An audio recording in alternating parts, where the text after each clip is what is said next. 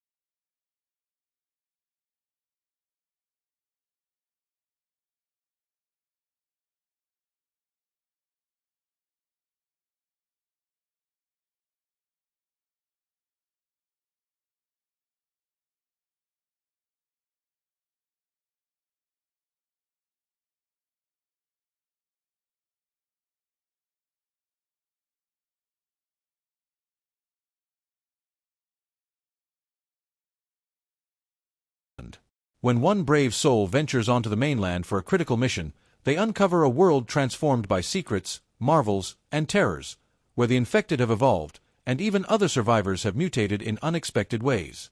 The original 28 Days Later shook audiences with its groundbreaking use of mini-DV cameras, delivering fast, terrifying zombies that could outrun you in a heartbeat, a concept that felt revolutionary and horrifying.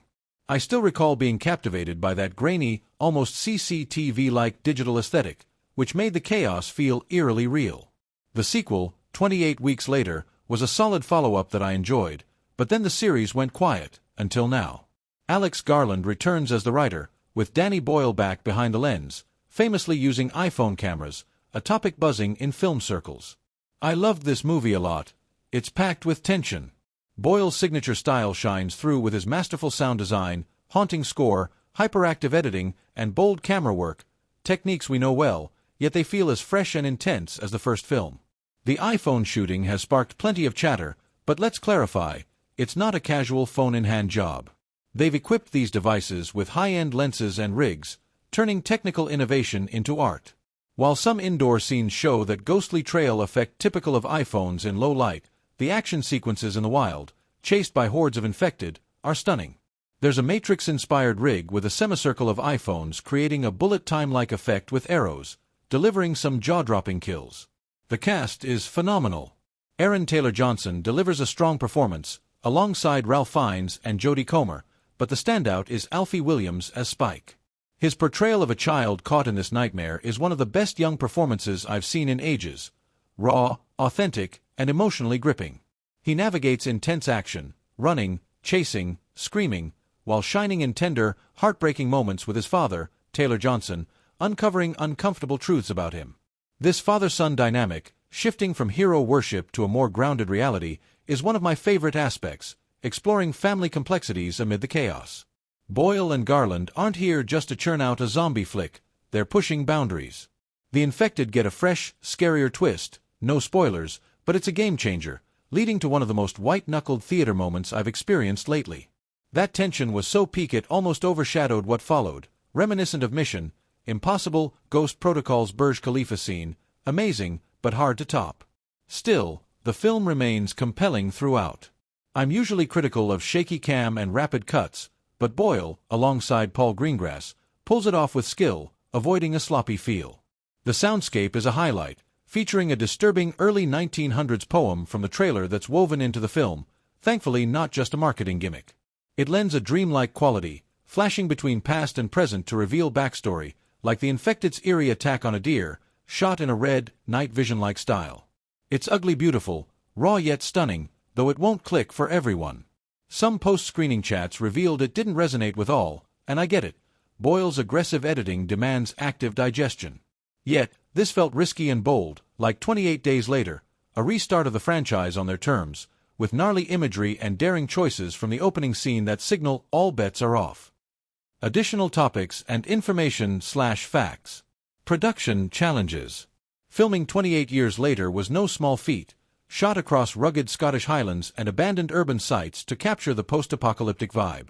The production faced delays due to weather, pushing the schedule by 3 months, but Boyle turned it into an advantage, using natural fog for eerie atmosphere. The iPhone rig, costing over $500,000 in custom equipment, was a gamble that paid off with its innovative visuals. Cultural relevance. The film taps into a renewed interest in zombie narratives, fueled by shows like The Last of Us, 2023, which saw a 150% spike in viewership for apocalyptic genres. 28 Years Later's release on June 20, 2025, aligns with summer horror trends, potentially grossing $300 to $400 million globally, per early box office projections. Technological innovation. Beyond the iPhone, the film uses AI-assisted editing to sync Boyle's hyperactive cuts, a first for a major release.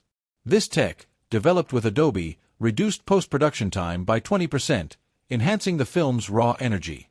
Character backstories. Spike's arc draws from Boyle's own childhood memories of losing faith in a parent, adding emotional depth. Aaron Taylor-Johnson's character hides a dark secret revealed late in the film, tying into the mutated survivor's plotline, which Garland crafted to explore human resilience. Sequel teasers. The post-credits scene hints at Nia DaCosta's sequel, 29 years later, introducing a new strain of the virus. Fans speculate it'll explore international outbreaks, with filming slated for 2026 in New York. For me, this is a story of a child grappling with parental imperfections and forging their own path in a world overrun by infected. Despite the horror, it maintains a fun vibe. I munched popcorn through some grisly scenes, thanks to its unique tone. I had a blast and can't wait for the sequel, reportedly directed by Nia DaCosta. Thanks for watching, folks. I'm eager to hear your thoughts on 28 Years Later once you see it. Drop a comment, and if you enjoyed this, click here to get more Stuckmannized.